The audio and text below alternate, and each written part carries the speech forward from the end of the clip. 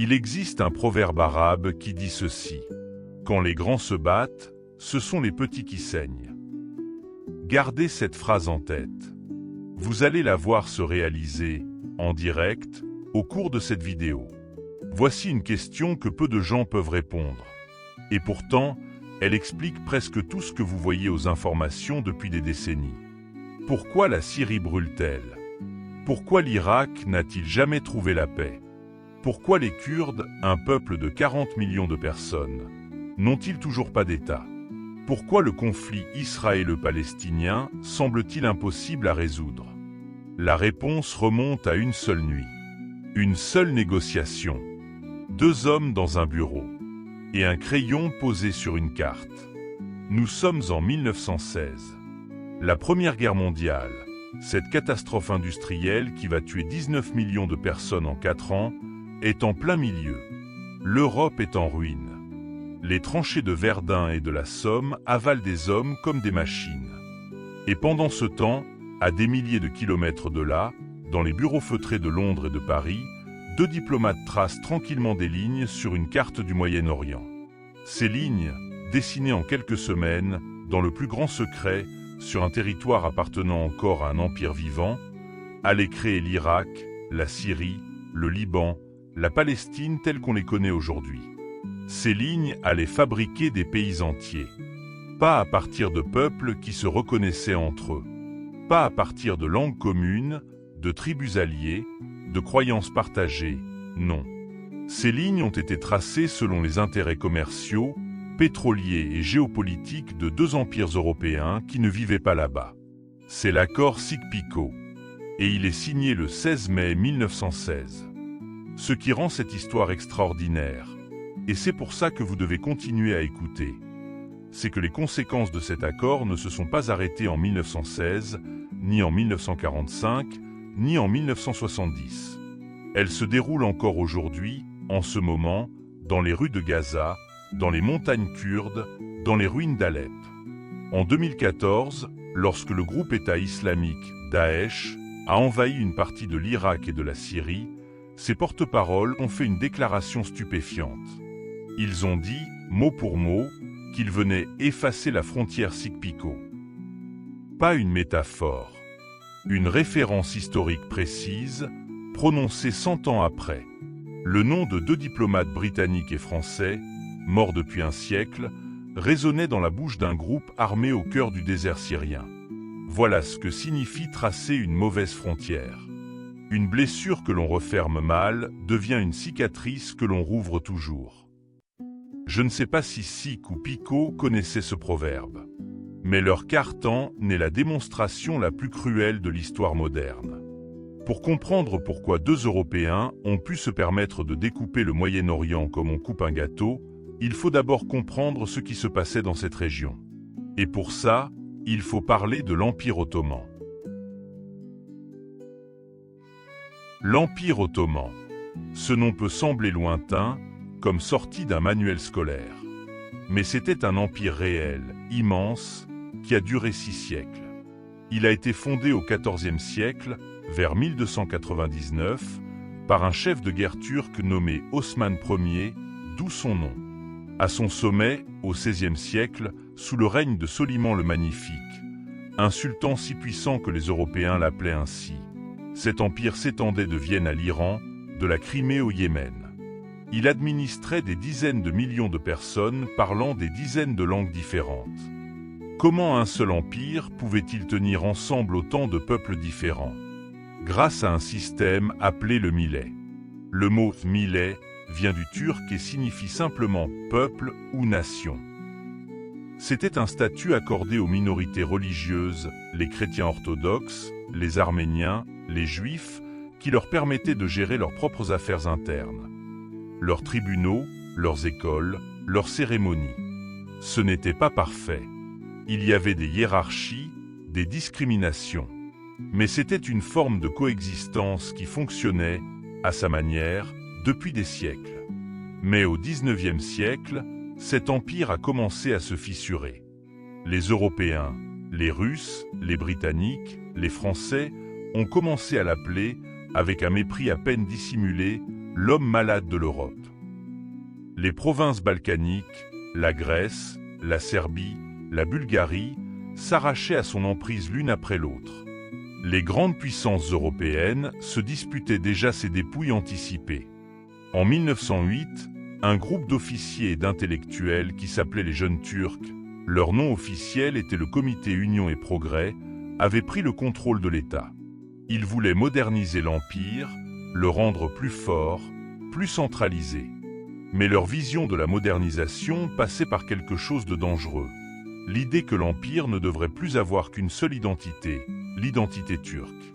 Cette politique d'homogénéisation, c'est-à-dire de rendre tout le monde pareil de force, a mené à des violences terribles. La plus horrible fut le génocide arménien, entre 1915 et 1916. Les Arméniens, une minorité chrétienne installée en Anatolie, l'actuelle Turquie, depuis des millénaires, ont été déportés et massacrés de façon systématique, organisée par l'État.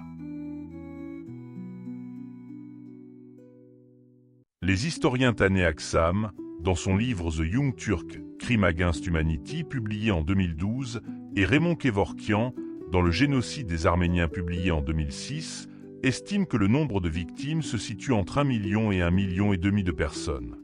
C'est un fait historique établi, reconnu par la grande majorité des historiens mondiaux, même si la Turquie le conteste officiellement encore aujourd'hui.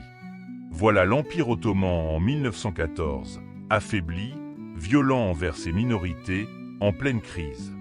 Et en 1914, ses dirigeants commettent ce qui sera leur erreur fatale. Ils choisissent de s'allier à l'Allemagne et à l'Autriche-Hongrie, les perdants de la guerre à venir.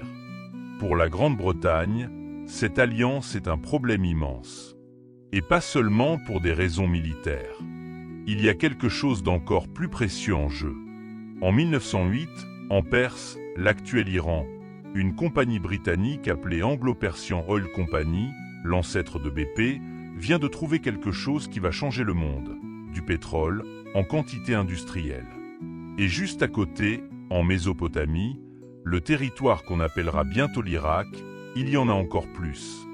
Winston Churchill, qui dirige alors la marine britannique, a pris une décision historique, convertir les navires de guerre du charbon au pétrole. Résultat, celui qui contrôle les sources de pétrole contrôle la mer. Celui qui contrôle la mer contrôle le monde. Soudain, la Mésopotamie ottomane n'est plus juste une région lointaine. C'est la clé de la puissance britannique pour le siècle à venir. Maintenant que vous connaissez le décor, rencontrons les deux hommes. Le premier s'appelle Sir Mark Seek, britannique. Il a 36 ans en 1916. C'est un homme singulier, député conservateur au Parlement, fils d'une famille aristocratique du Yorkshire, voyageur compulsif qui a traversé l'Empire ottoman plusieurs fois et en a ramené des récits publiés.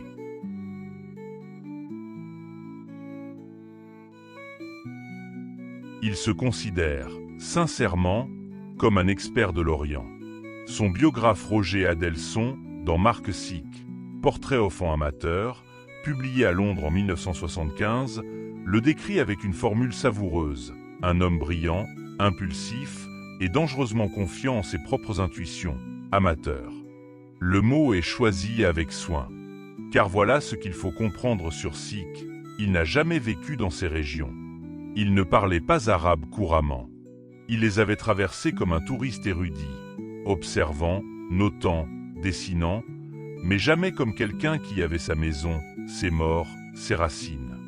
Le second s'appelle François-Georges Picot. Français, diplomate de carrière, ancien consul général à Beyrouth, c'est-à-dire le représentant officiel de la France au Liban. Il connaît mieux le terrain que Seek. Il a vécu dans la région, il parle arabe, il a des contacts. Mais il représente une France qui a des intérêts très précis dans le Levant. C'est le nom historique de la région comprenant le Liban, la Syrie, la Palestine. La France se considère depuis des siècles comme la protectrice des chrétiens d'Orient, notamment des Maronites, les chrétiens libanais. Ce rôle lui donne un prestige dans la région, mais aussi des intérêts qu'elle n'a pas l'intention d'abandonner. Les négociations commencent à l'automne 1915 et s'achèvent au printemps 1916.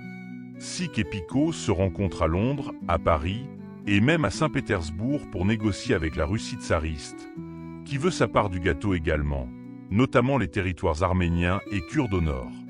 L'accord final est signé le 16 mai 1916. Voici ce qu'il prévoit, expliqué simplement. Le Moyen-Orient est divisé en zones de couleurs, comme une carte scolaire. La zone rouge, au sud de la Mésopotamie, c'est-à-dire Bagdad et Bassora, est donnée directement à la Grande-Bretagne. La zone bleue, la côte syrienne et le Liban, est donnée directement à la France. La zone A, la Syrie intérieure et le nord de l'Irak, tombent sous influence française. La zone B, la Jordanie actuelle et le centre de l'Irak, tombent sous influence britannique. Quant à la Palestine, Jérusalem, Bethléem, la Terre Sainte, elle est placée dans une zone internationale, parce que ni la France ni la Grande-Bretagne ne voulaient que l'autre l'ait. Et comment ont-ils tracé ces lignes? L'historien James Barr, dans A Line in the Sand, publié en 2011, l'un des livres de référence sur cette période, a reconstitué le processus en s'appuyant sur les archives britanniques et françaises. Il raconte des hommes qui marchent sur une carte, posent leurs doigts sur des villes, marchandent des vallées et des routes caravanières comme on négocie un contrat commercial. Il existe même dans la tradition historique une anecdote, rapportée avec des variantes par plusieurs sources, selon laquelle Sikh aurait tracé sa ligne de partage en déclarant simplement « Je veux ma frontière ici » et aurait posé son doigt sur la carte, quelque part entre la lettre A de la ville d'Acre et la lettre K de Kirkuk. Une ligne diagonale, tracée au doigt, sur un continent habité. Cette anecdote, il faut être honnête, est présentée différemment selon les sources et son caractère exact reste débattu entre historiens. Mais ce sur quoi tout le monde s'accorde, c'est que les frontières créées ne correspondaient à aucune réalité humaine sur le terrain.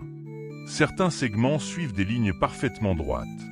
Ce que les géographes appellent des frontières astronomiques, c'est-à-dire des lignes qui suivent des méridiens ou des parallèles, sans tenir compte d'une seule rivière, d'une seule montagne, d'un seul village, d'un seul clan. Voilà ce qui est extraordinaire dans cette histoire et qui la distingue de toutes les autres. Ces deux hommes n'ont pas juste signé un traité. Ils ont créé des nations à partir de rien. Des nations dont les habitants ne se connaissaient pas, ne se choisissaient pas, parfois se détestaient. Et ils leur ont dit « Vous êtes un peuple, arrangez-vous ». Mais voici ce qui rend l'affaire encore plus grave.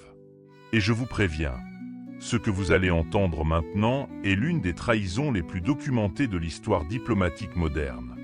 Pendant que Sikh et Picot négocient leur partage en secret, les Britanniques sont en train, au même moment, de faire des promesses totalement contradictoires aux peuples arabes. Retournons en 1915, les Britanniques ont besoin d'alliés dans la région pour combattre les Ottomans.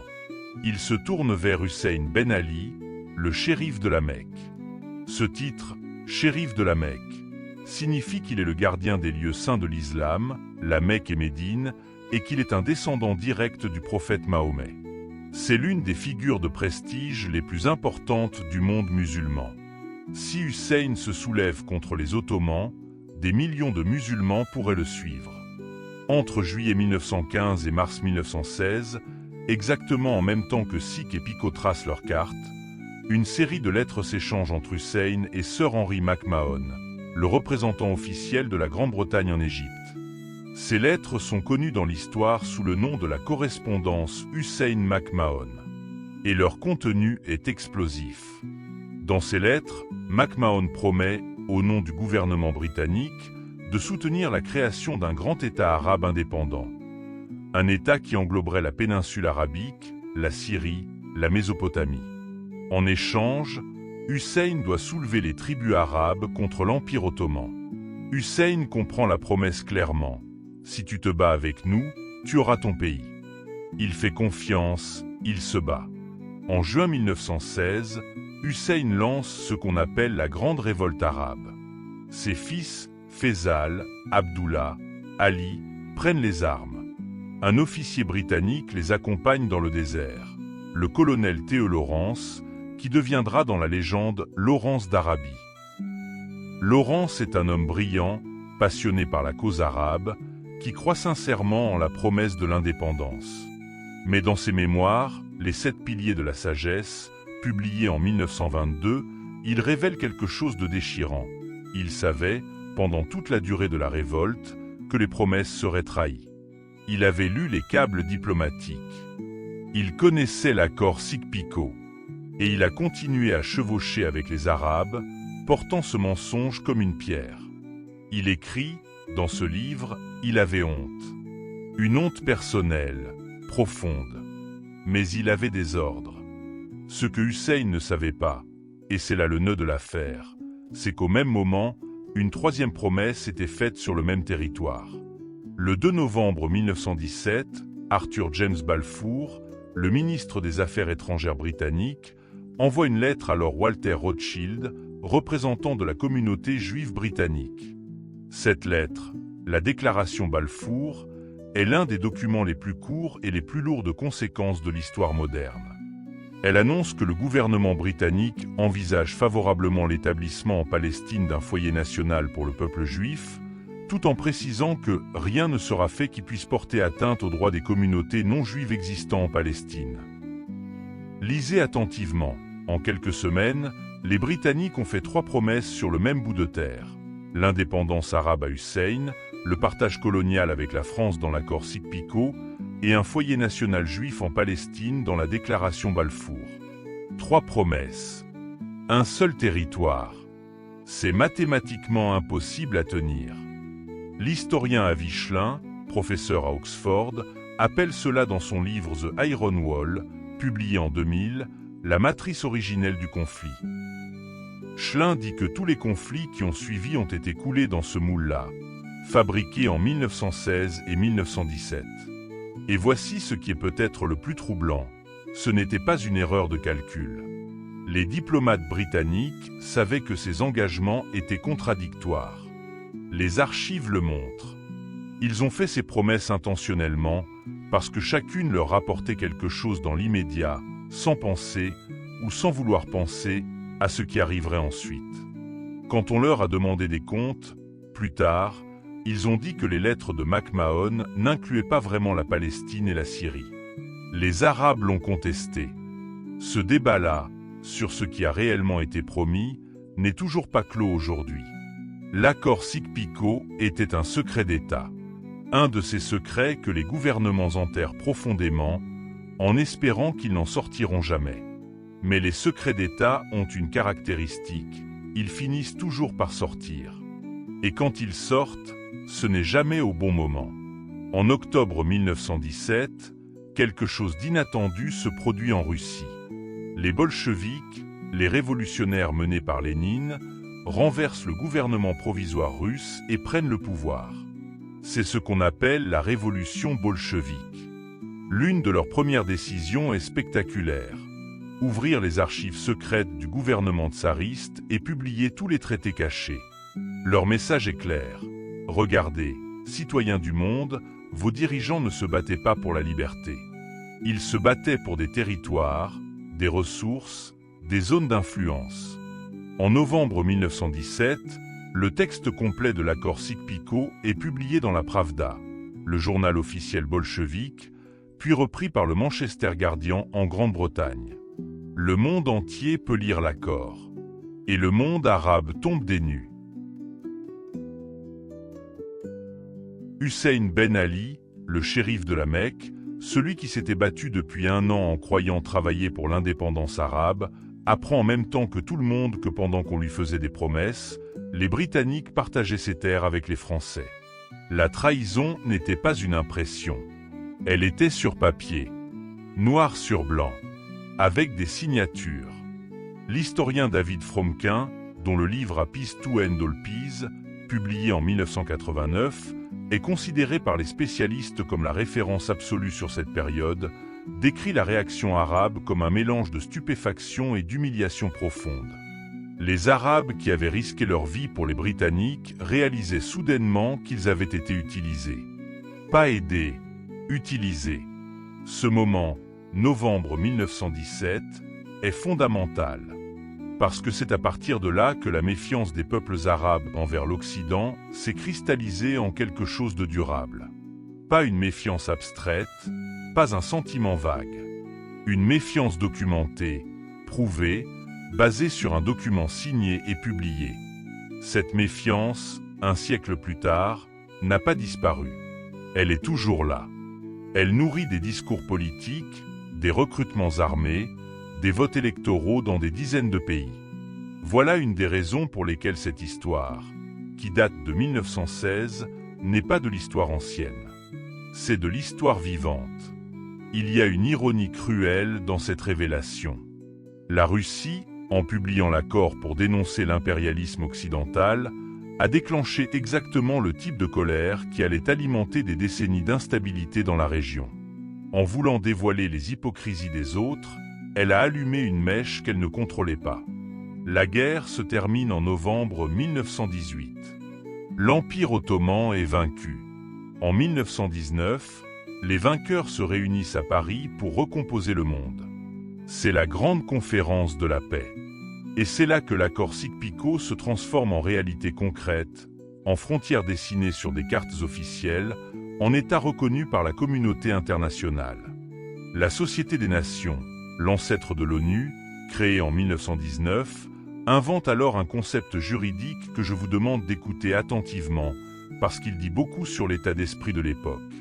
Ce concept s'appelle le mandat. L'idée est la suivante. Les peuples des anciens territoires ottomans ne sont pas encore prêts à se gouverner eux-mêmes. Des nations civilisées, comprenez, européennes, vont donc les administrer temporairement pour les guider vers l'indépendance. L'article 22 du Pacte de la Société des Nations, rédigé en 1919, appelle cela, sans la moindre ironie apparente, une mission sacrée de civilisation.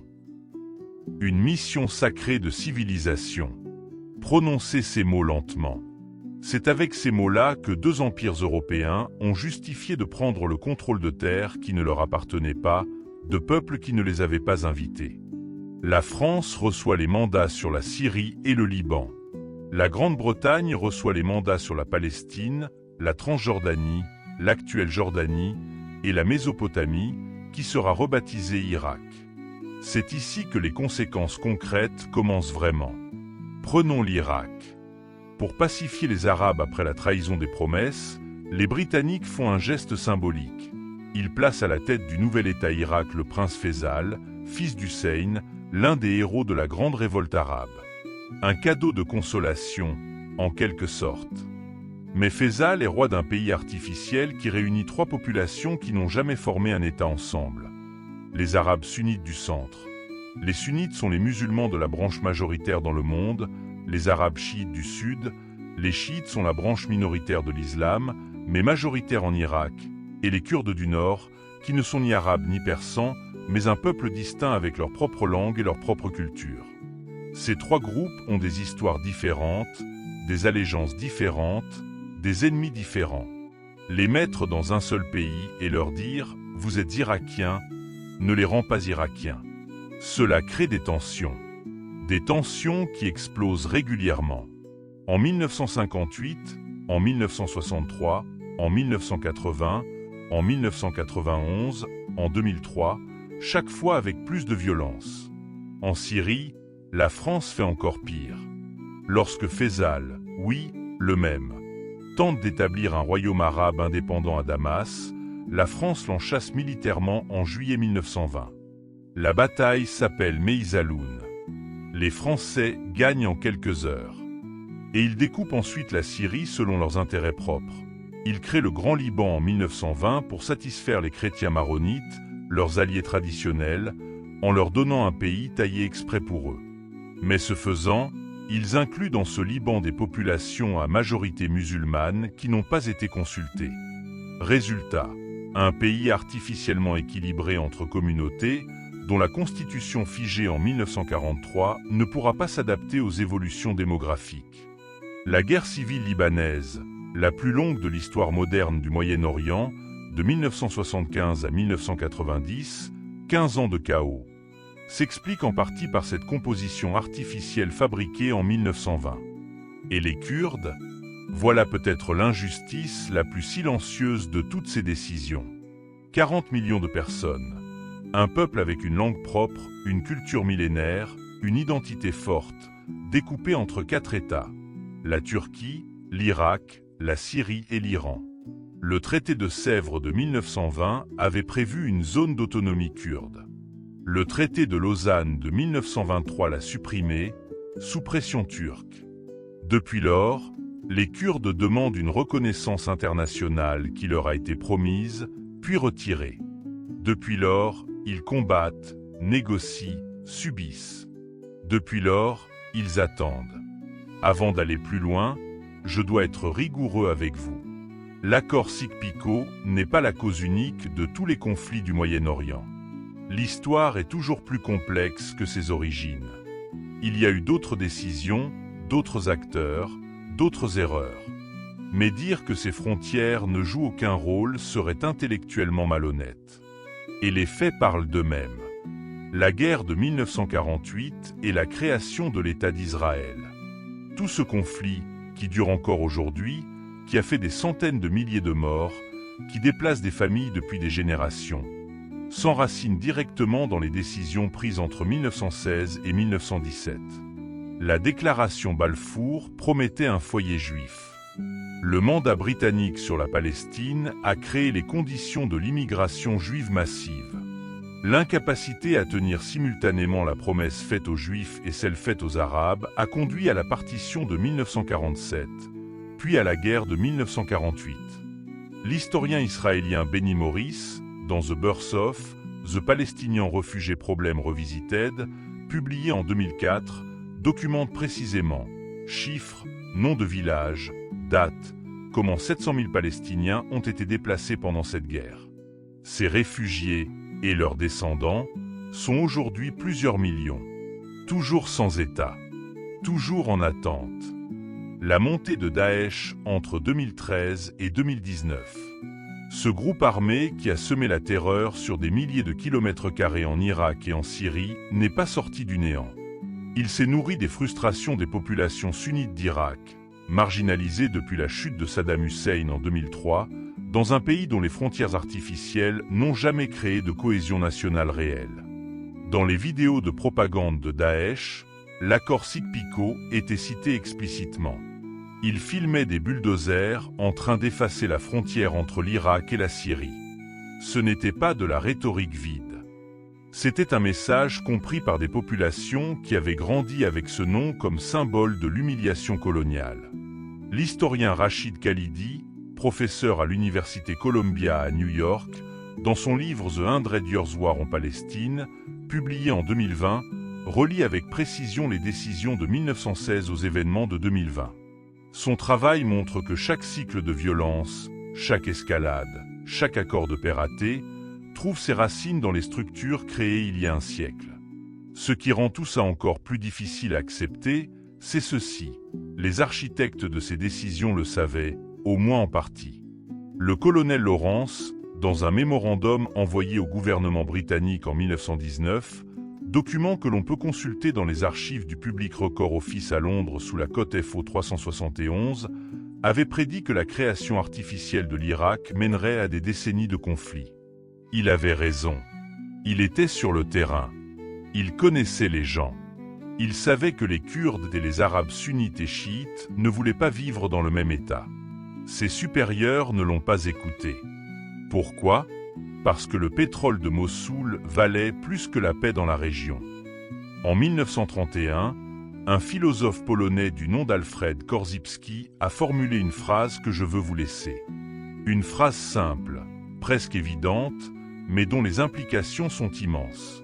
La carte n'est pas le territoire. Cela signifie, le plan que tu traces de quelque chose n'est pas la chose elle-même. Le dessin d'une forêt n'est pas la forêt. Le plan d'une ville n'est pas la ville. Et la frontière que tu traces sur une carte du Moyen-Orient n'est pas le Moyen-Orient. Sykes et Picot ont cru qu'en traçant des lignes sur du papier, ils créaient des réalités. Ils ont confondu la carte et le territoire. Ils ont fabriqué des États sans nation, tracé des frontières sans peuple, imposé des souverainetés sans légitimité. Et 100 ans après, ces États existent encore. L'Irak, la Syrie, le Liban, la Palestine, avec toutes les fractures que leur naissance artificielle a creusées en eux. Soyons justes, Sik et Picot n'étaient pas des monstres. Ils étaient des enfants de leur époque. Une époque où les Européens croyaient sincèrement, ou se convainquaient sincèrement, qu'ils avaient le droit et le devoir de civiliser et d'organiser le reste du monde. La même chose s'est produite en Afrique lors de la conférence de Berlin de 1884 à 1885, où les grandes puissances européennes se sont partagées le continent africain sans demander l'avis d'un seul Africain. La même chose s'est produite en Asie du Sud lors de la partition de l'Inde et du Pakistan en 1947, tracée en quelques semaines par le gouvernement britannique, dans la précipitation, provoquant un des plus grands déplacements de population de l'histoire humaine, avec des millions de réfugiés et des centaines de milliers de morts. Mark Sik est mort en 1919, à 39 ans, emporté par la grippe espagnole lors de la conférence de Paris. Il n'a pas vu les conséquences de sa carte. François-Georges Picot a vécu jusqu'en 1951. Il a suivi, de loin, les guerres, les soulèvements, les crises qui ont marqué le Moyen-Orient du XXe siècle. On ne sait pas ce qu'il pensait, dans ces dernières années, en regardant la région qu'il avait contribué à découper. La question que cette histoire pose n'est pas une question de passé. Elle est une question pour aujourd'hui, pour demain. Que fait-on d'une frontière illégitime à l'origine, quand des générations entières ont grandi à l'intérieur de cette frontière, y ont construit leur identité, y ont enterré leurs morts? Peut-on effacer les frontières Sik-Picot sans provoquer un chaos encore plus grand? Peut-on les maintenir sans perpétuer une injustice fondatrice? Il n'y a pas de réponse simple. Il n'y en a jamais eu, et il n'y en aura peut-être jamais.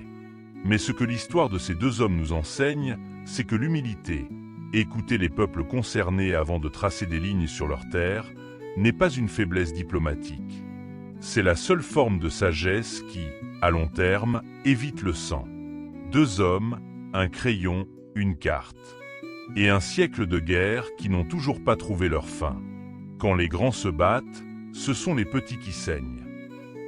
Nous avons commencé avec ce proverbe. Nous le terminons avec lui. Parce que certaines vérités n'ont pas d'âge.